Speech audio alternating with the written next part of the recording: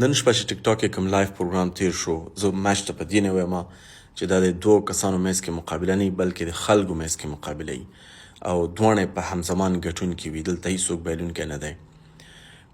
دې لایف کې تقریبا 1.1 میلیون کسان دواړه جانب ته ناست وو.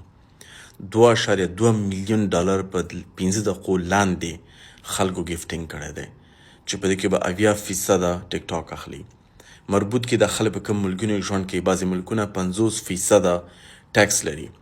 نو که ویلا ته موږ حساب کو تقریبا 1.5 لکه ډالر چې ویلا تللی وي چې 70% ټیک ټاک واخلي او په دې کې 50% جرمني یا فرانسه دولت واخلي، نو هغه ته په خپله خاص شی نه پاتې کېږي. دا یو جدا خبره ده چې میچونه څنګه دي، لیکن اصلي بحث دلته دا دی چې ټیک ټاک 80% ولې اخلي، دوی کم سهولت ورکوي. تیر کال رپورټ چې ټیک ټاک ما ولوستو، هغوی تقریبا 11 بلین ډالر ریونیو د ګیفټینګ نه د کوینز درلودله، کوم چې غټ ریونیو ده. بدون د شک په ریپ کې یو سوشل میډیا پلیټفارم چې کوم موږ جوړ کړی دی، تاسو خلک لاړ شي ډاونلوډ یې کړي، هلته به یو بل ته خلک ګیفټ ورکولی شي، بوسټ به کوی شي، خو میچونه به پکې نه وي.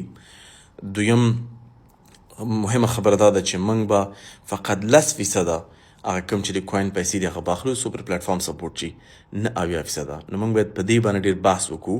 یو کمپاین باید رن شي چې ټیک ټاک ول دونه غټ فیصدي اخلي.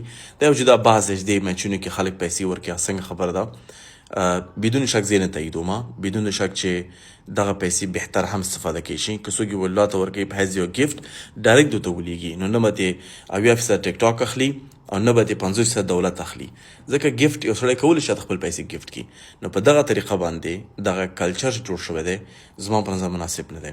او ټول نه مهم خبر دا ده چې ټیک ټاک ول دونه پیسې اخلي، هغه هم 80% د غټ مقدار نه دی.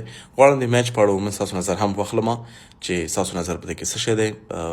غواړم ستاسو نظر هم واورم، خو زما فیصله فی الحال دا ده چې په ریب کې به موږ میچونه نه لرو او نه به پرېږدو.